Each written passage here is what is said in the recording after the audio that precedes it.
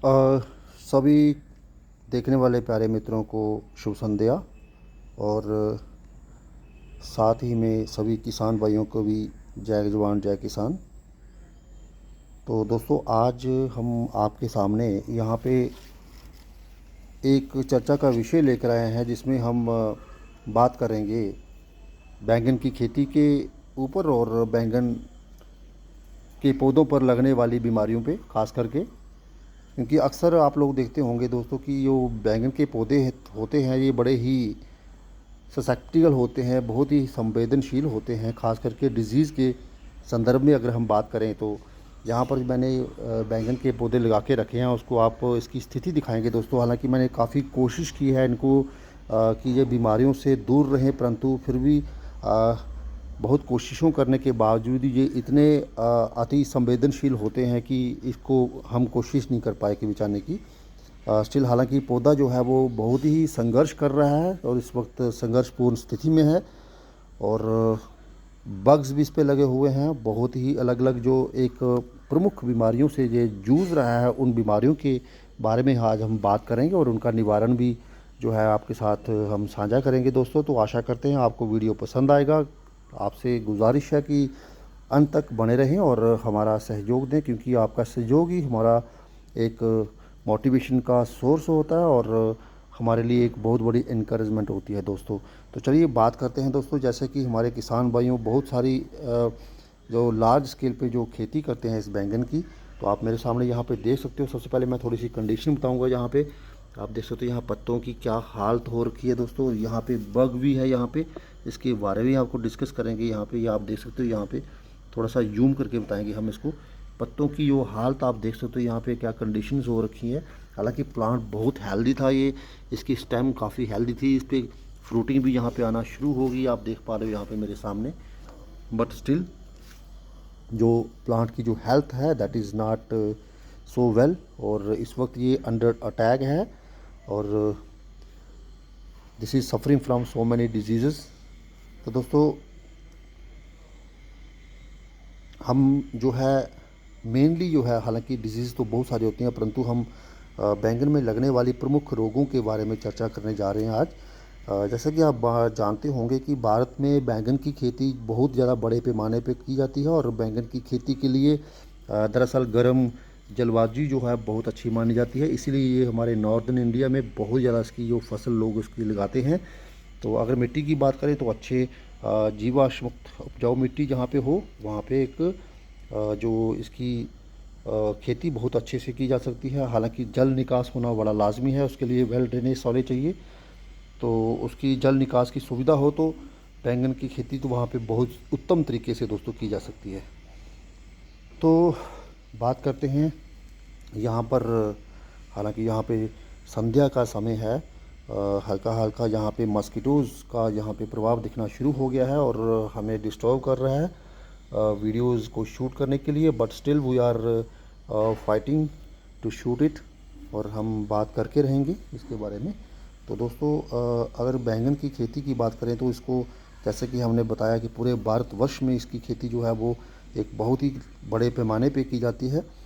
परंतु अगर हम मेनली बात करें जो पर्टिकुलरली कुछ स्टेट्स में यहाँ पे इसका जो बहुत ज़्यादा खेती जो है की जाती है, तो उसमें कुछ राज्य हैं जिनका हम नाम लेना चाहेंगे, जैसे कि पश्चिम बंगाल है, उड़ीसा, कर्नाटका, बिहार, महाराष्ट्र, उत्तर प्रदेश और आंध्र प्रदेश। कुछ ऐसे जो हमारे देश के राज्य हैं यहाँ पर इसकी जो खेती है बड़ी ही प्रमुखता से की जाती है दोस्तों। तो बैंगन में अगर शुरुआती अवस्था में अगर लगने वाले जो प्रमुख इसके रोग जो हैं वो काफ़ी प्रचलित हैं। हो सकता है आप लोगों को पहले ही इसी के बारे में जानकारी हो, परंतु फिर भी हम कोशिश करेंगे। जो बहुत सारे ऐसे दोस्त होते हैं हमारे जिनको ये इसकी जानकारी जो है वो नहीं होती है दोस्तों। तो हालांकि रोगों की बात अगर करें तो फरवरी, मार्च और अप्रैल में के मध्य में खास करके जो लगने वाले रोग होते हैं और उनके नियंत्रण जो है उसके वही हमारा एक चर्चा का जो एक केंद्र बनेंगे और उसी पे हम ज़्यादा स्ट्रेस कर देंगे। क्योंकि ये पौधे जो हमने ये लगाए थे इस वक्त मार्च के महीने में लगाए थे, सॉरी फरवरी में लगाए थे, और मार्च में इसको थोड़ा सा एस्टेब्लिशमेंट हो गया और उसके बाद जो है इसको डिजीज़ ने घेर लिया।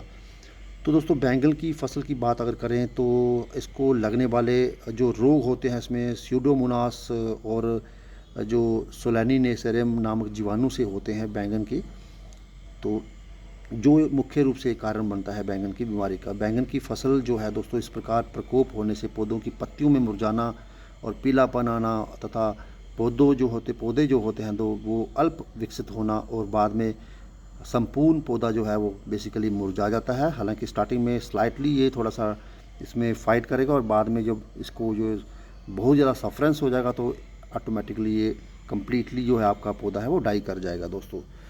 तो बैंगन में जो सबसे पहले जो एक बैक्टीरियल बिल्ट का रोग है जो आपसे हम शेयर करेंगे, बैक्टीरियल बिल्ट के नाम से सबसे ज़्यादा मेन इम्पॉर्टेंट, और ये बहुत ज़बरदस्त एक डिज़ीज़ है जो बड़ी कॉमनली पाई जाती है दोस्तों।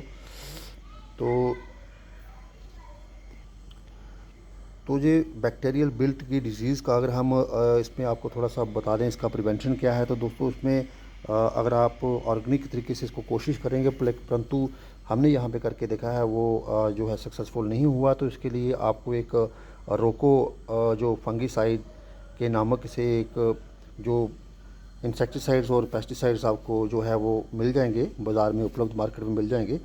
तो उसको आप 2-4 ग्राम जो है वो 1 लीटर पानी में मिला के, और आपके पास अगर कोई स्प्रे होगा तो वो आप जो है वो वहाँ पे इसको स्प्रे कर दीजिए। तो ये रोग जो है वो आपको थोड़ा सा इसमें राहत जो है वो प्रदान करेगा। इसके बाद दोस्तों बैक्टीरियल बिल्ट के बाद जो डिज़ीज़ आती है दोस्तों, ये बहुत ही बेसिकली कॉमनली है और ये आमतौर पे देखने को मिलती है दोस्तों। तो इसकी निशानी क्या है, जैसे कि मैंने आपको बताया कि पौधा जो है वो दोपहर को मुरझा जाता है और रात को फिर से सही हो जाता है। विल्ट जो इटसेल्फ जो है वो बयान कर रहा है कि विल्ट मीन मुरझा जाना। तो ये पौधा स्टार्टिंग में अगर आपके पौधे भी दिन को थोड़ा सा ऐसे मुरझा जाते हैं, थोड़ा सा आपको लगता है कि शायद धूप के कारण हुआ होगा, परंतु धूप के कारण नहीं है और उसको that is suffering from the bacterial wilt. तो वो धीरे धीरे आपका पौधा जो है वो डाइंग कंडीशन की ओर अग्रसर हो रहा है। तो उसके बाद दोस्तों आता है जो नेक्स्ट जो डिज़ीज़ है वो ब्रिंजल बिल्ट डिज़ीज़ है। इसमें शुरुआती दौर में जो पौधे की अवस्था होती है दोस्तों, निचले पत्ते होते हैं जैसे डाउनफॉल के होते हैं और वो येलोश कलर के होने रहते हैं। जैसे स्टार्टिंग में आपको मैं दिखाना चाहूँगा, यहाँ पे एक था अभी पत्ता यहाँ पे उस किस्म का। हालांकि यहाँ पे 4-5 पौधे हमारे लगा रखे हैं क्योंकि हमारा एक छोटा सा किचन गार्डन है, वहाँ पे हम 1-2 पौधे यहाँ पे सिर्फ और सिर्फ इस ज्ञान अर्जित करने के लिए ही जो लगाते हैं, और काफ़ी सारा हमें उस पर जो ज्ञान जो है वो मिल जाता है। तो इसमें ब्रिंजल बिल्ट डिजीज़ में क्या होता है, इसको हम हिंदी में अगर बात करें तो बैंगन उकठा रोग के नाम से इसको बोलते हैं। बैंगन उकठा रोग जिसको हम बोलते हैं, इसमें से बैंगन के पौधे की निचली वाली पत्तियां हैं जो वो काफ़ी सारी प्रभावित होती हैं और उसमें बहुत सारा संक्रमण हो जाना शुरू हो जाता है, जिसको हम इन्फेक्शन के नाम से भी पुकारते हैं और प्रनाउंस करते हैं। तो धीरे धीरे जो है संक्रमण जो है वो बढ़ता जाता है और पौधा जो है दोस्तों पूरा ही सूखने शुरू हो जाता है। इसकी एक एग्जांपल आपको मैं बताऊंगा, हालांकि वहाँ पे दूर पौधा है वहाँ पे, यहाँ पे मेरे पास इस वक्त है नहीं, तो उसको हम लेटरली आपको वहाँ पे वो बताएंगे।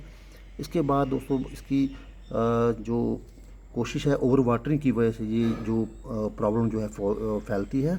कोशिश करें प्रभावित पौधों में यदि अगर फल आ गए हैं तो पूरी तरह से पकने के पहले ही इसको सूख कर गिरने लग जाएंगे। इसी बीमारी के जो लक्षण हैं ये भी, और ये रोग मिट्टी में अधिक नमी और जल जमाव जैसे जिसको हम बोलते हैं over watering, water logging conditions बोलते हैं, उसकी वजह से ये फैलता है। और इस रोग को लगने की अवस्था में नाइट्रोजन का उपयोग जो है वो आपको नहीं करना है। तो नेक्स्ट स्टेप जो है वो दोस्तों बैंगन में बिल्ट रोग नियंत्रण किस तरह से किया जाता है इसमें।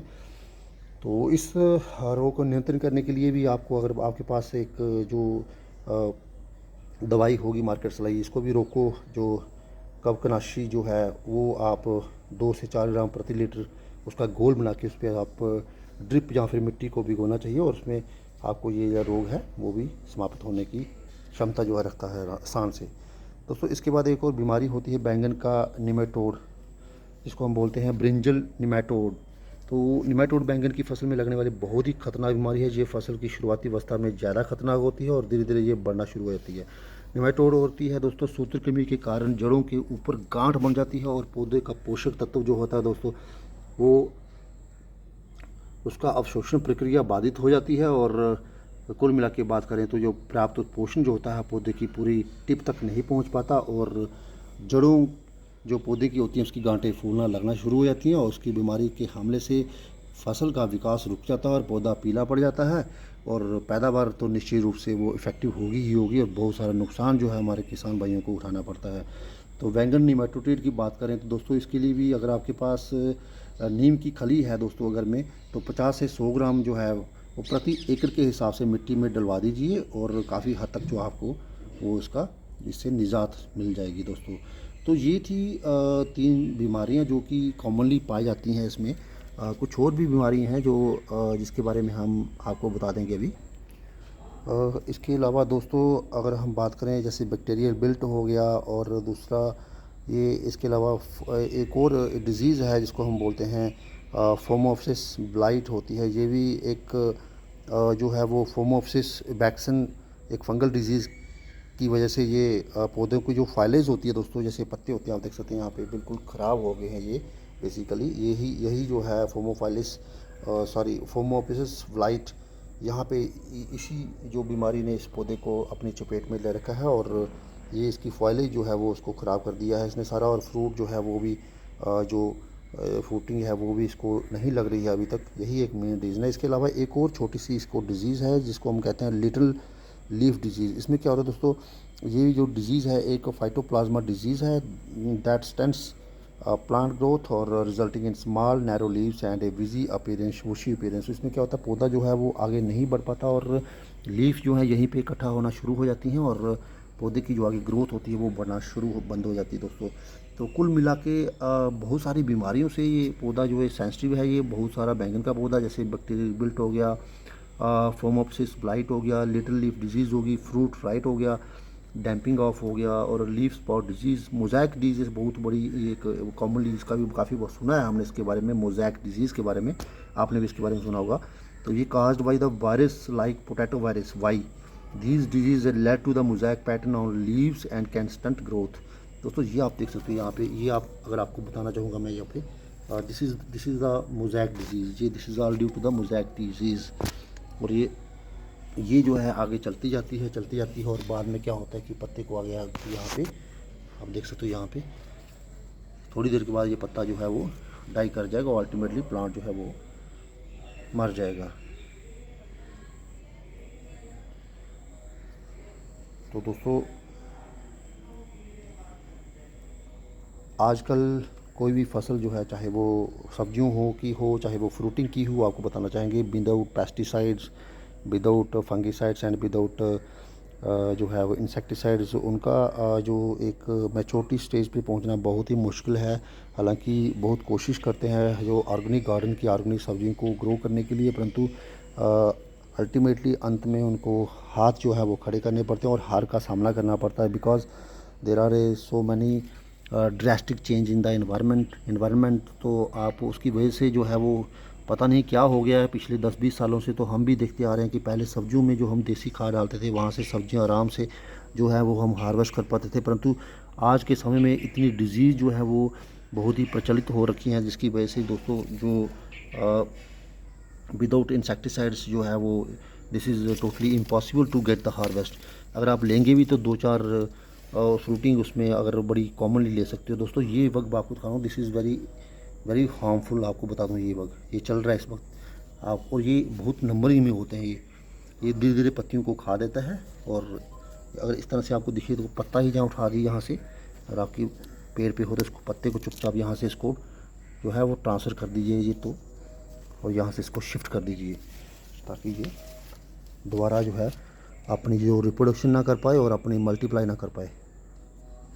तो ये था, हालांकि पौधा काफ़ी हेल्दी है दोस्तों, परंतु फिर भी ये इस वक्त डिजीज़ के साथ ये सामना कर रहा है। जैसे कि मैंने आपको बताया पहले भी, आप पत्तों की कंडीशन देख सकते हैं यहाँ पे, इसके बैक साइड अगर देख पा रहे तो जो छोटे छोटे एग्स हैं यहाँ पे, ये दीज आर द लार्वाज।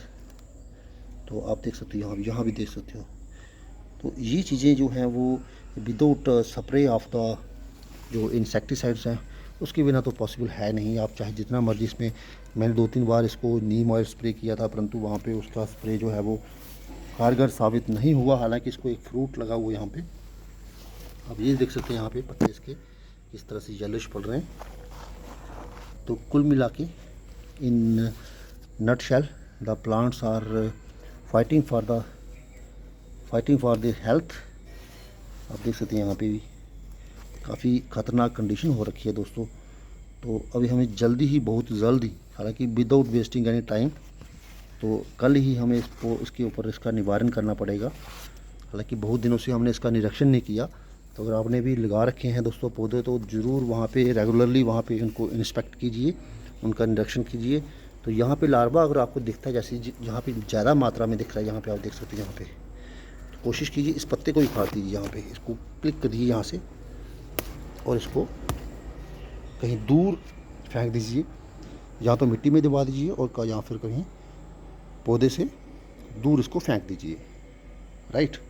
तो ये भी एक मेथड जो है वो कारगर साबित होगा। हालांकि 100% गारंटी नहीं दे सकते, बट कुछ हद तक ये बिल्कुल जो है वो काम करेगा दोस्तों।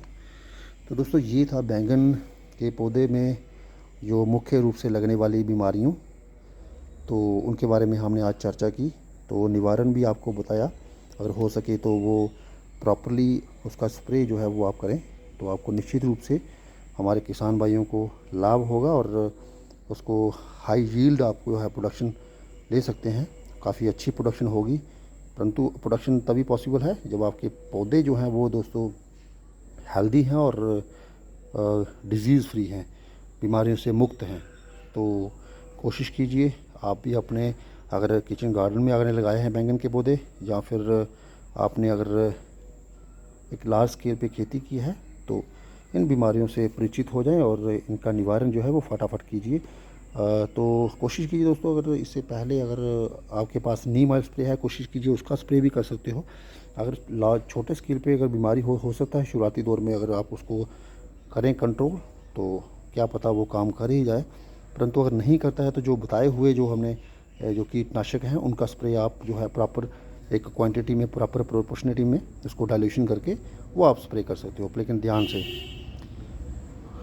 तो बच्चों से दूर रखें, क्योंकि काफ़ी ये एक जहरीले होते हैं जितने भी कीटनाशक होते हैं। हालांकि एक आयुर्वेदिक के हिसाब से माने तो ये they are not the good for our health, परंतु कोशिश करें कि फ्रूटिंग के ऊपर वो ना पड़े। जब भी आप कोशिश करें कि उसको लगाने के लिए, अगर आपके पास फ्रूटिंग लगी हो वहाँ पे, तो उसको आप पॉलीथीन से कवर कर लें, फिर आप उसको स्प्रे कीजिए। तो चलिए, वो आशा करते हैं आपको हमारा वीडियो ये पसंद आएगा दोस्तों। जाते जाते हम आपको एक निवेदन करना चाहेंगे, कोशिश कीजिए दोस्तों लॉन्ग वीडियो पे ज़रूर सपोर्ट कीजिए, आपने खास करके आपके जो वाईटी परिवार के मेंबर हैं, क्योंकि लॉन्ग वीडियो जो है वो एक बहुत ही अहम वीडियोस होते हैं दोस्तों। बहुत मेहनत लगती है उनको फर्निश करने में और आप लोगों तक पहुंचाने के लिए। तो कोशिश करते हैं कि आप दोस्तों के सहयोग से जो हमारी जो मेहनत है वो जो उनका फल जो है वो ज़रूर मिले। अगर एक वीडियो से भी अगर दोस्तों अगर 5-10 घंटे मिल जाते हैं तो दैट आर इनफ, वो बहुत अच्छा एक रिवार्ड होगा हमारे लिए। तो मैं आपको यही कोशिश करूँगा कि आप से निवेदन है और रिक्वेस्ट भी है, अगर हो सके तो आप ज़रूर लॉन्ग पे जाइए, क्योंकि हम भी कोशिश करते हैं कि अपने जो हमारे साथ जुड़े हुए हैं दोस्त हैं, हमारे वाईटी परिवार के सदस्य हैं, हम उनके लॉन्ग वीडियो पे ज़रूर जाते हैं और उनको ज़रूर विजिट करते हैं, डेफिनेटली करते हैं, क्योंकि ये एक इंकरेजमेंट के लिए बहुत इंपॉर्टेंट है दोस्तों। चलिए, इसी के साथ आशा करते हैं कि आपको हमारा ये एक प्रयास छोटा सा पसंद आया होगा और आपके आशीर्वाद से हम फिर से हाजिर होंगे एक नई वीडियो के साथ और एक नए विषय के साथ। तब तक हमें दीजिए इजाज़त। आपका दिन शुभ रहे।